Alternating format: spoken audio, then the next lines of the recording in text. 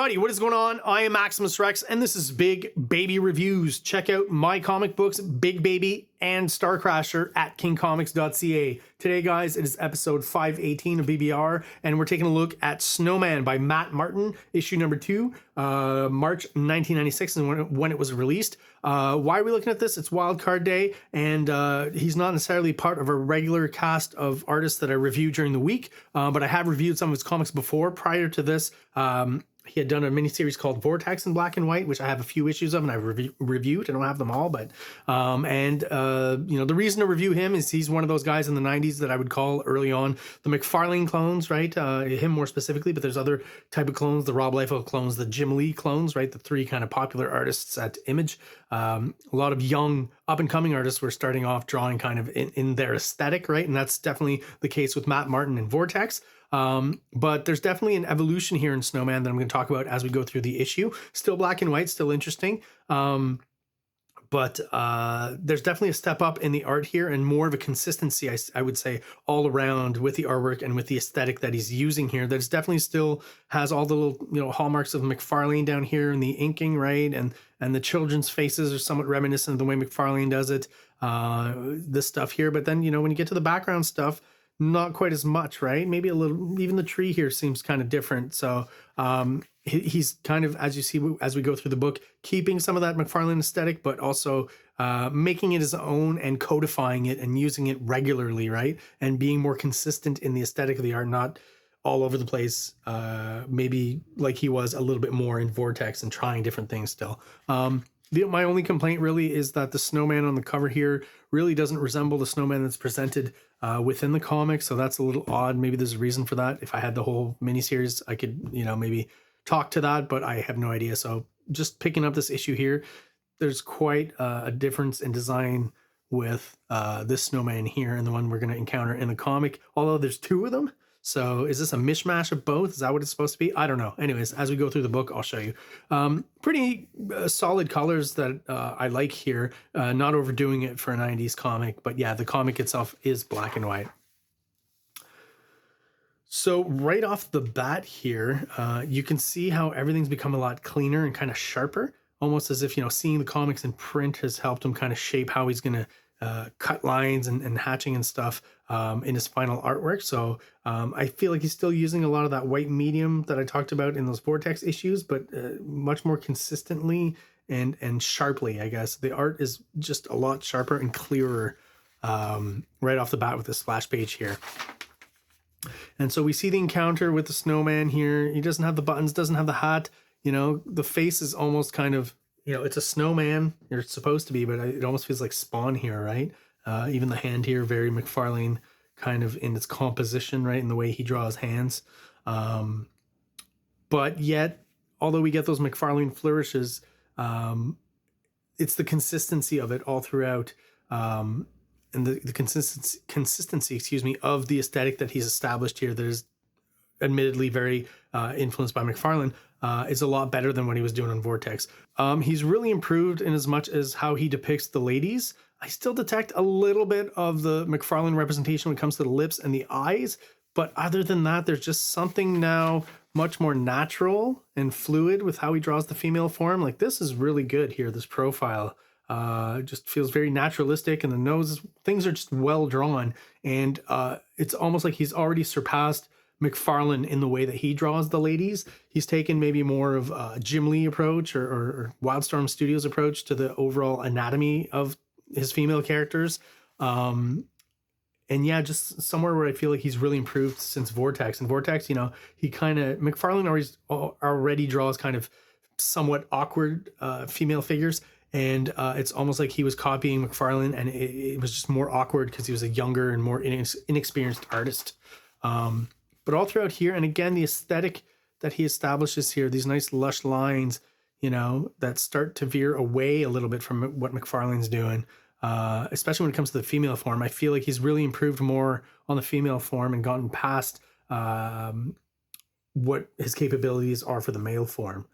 I feel like here, you know, with these kind of flourishes of detail on the side here, this kind of silhouette shading on the side of his face here, and the way he's drawn this character, We still get a lot of McFarlane isms.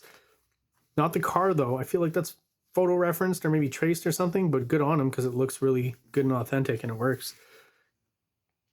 Yeah, everything is just more consistent as far as like the paneling, the negative space being black, all these things. It's just he's learned all these things and he's applied it in this comic. And just overall aesthetically, I feel like it's much more pleasing.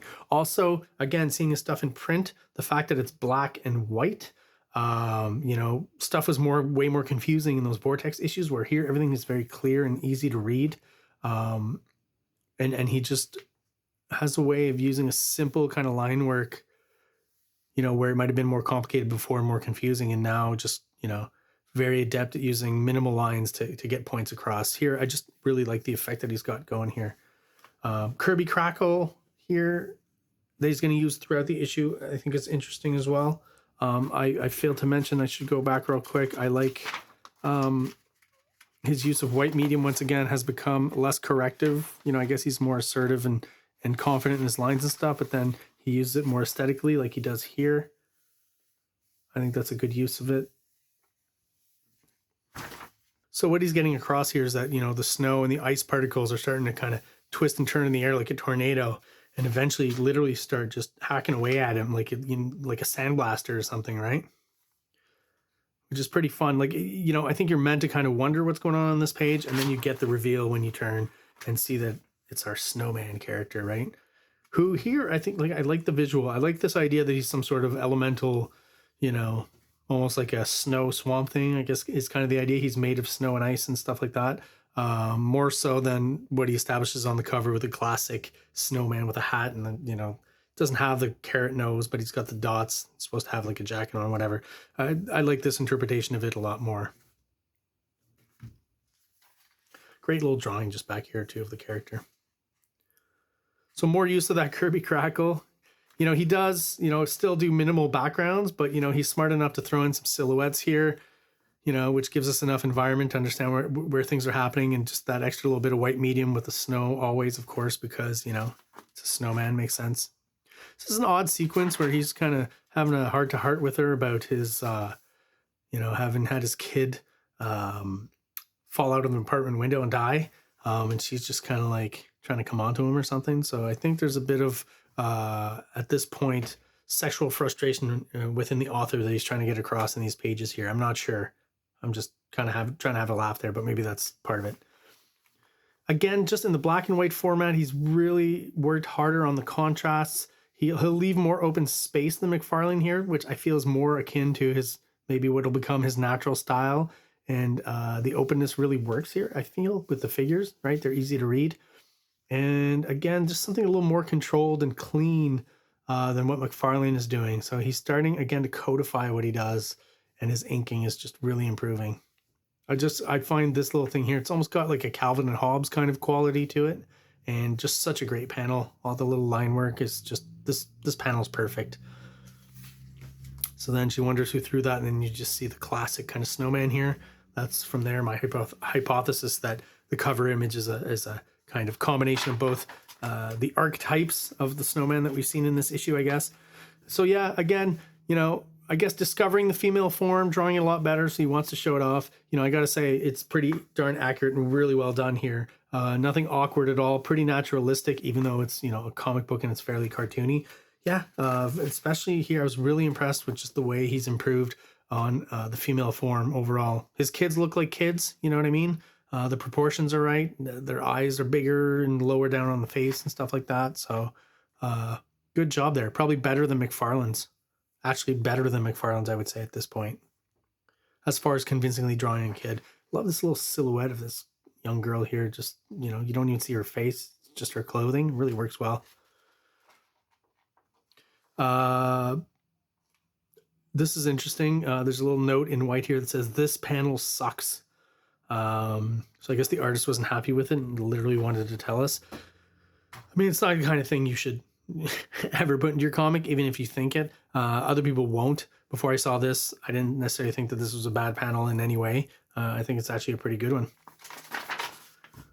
Okay, kind of gratuitous as a double page splash, I think. You know, this could have been done in a much smaller panel and been just as effective, and you'd have a little bit more storytelling time left over on these two pages, but you know, it's his book, it's creator owned, it's independent. He can do what he wants. It's still a pretty cool drawing, I would say, overall.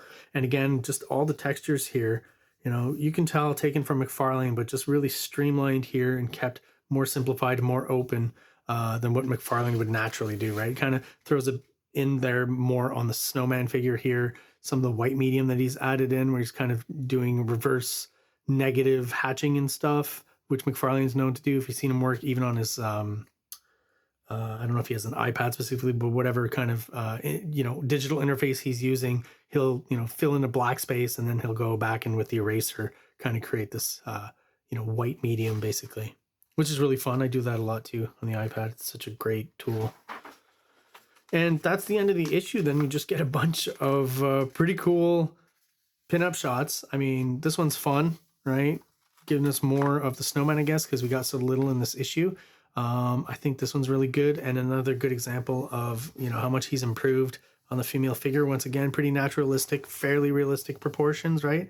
Yeah, there's just something about the ladies that he's understood, and I really like his depictions in this issue. So that's definitely one of the main strengths. And overall, the aesthetic being a lot more consistent throughout the book, throughout the pinups and stuff. Here, though, I do want to say that I find a little bit of an inconsistency with the design of the snowman that keeps changing, a little annoying. And there you go. Got some weird kind of stuff at the end there. I'm not exactly sure. I haven't spent too much time on that. He's got Vortex here. Don't know if that's an ad specifically or, you know, it says Vortex #2. Doesn't really say it's going to be on sale or anything. Seems more recent and more reminiscent, you know, more in tune with his more recent style. So I don't know how long Vortex actually lasted. This kind of a collage of some Creed stuff from Trent Canuga.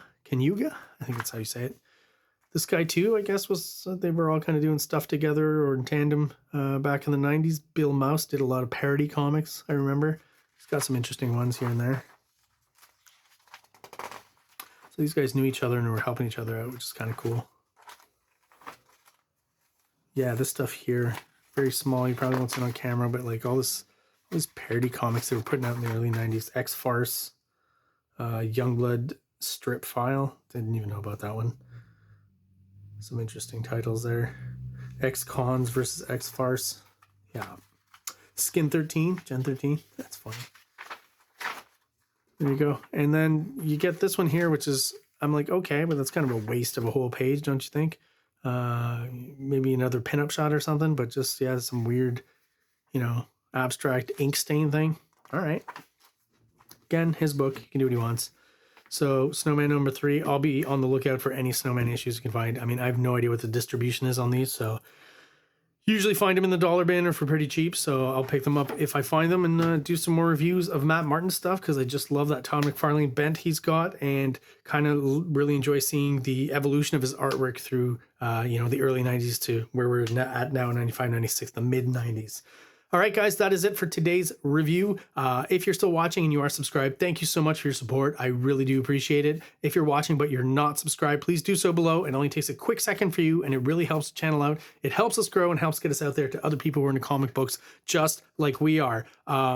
Thank you all for watching. Check out my own comic books, Big Baby and STARCRASHER at KingComics.CA, and have yourselves an awesome day. Like, subscribe, like, subscribe.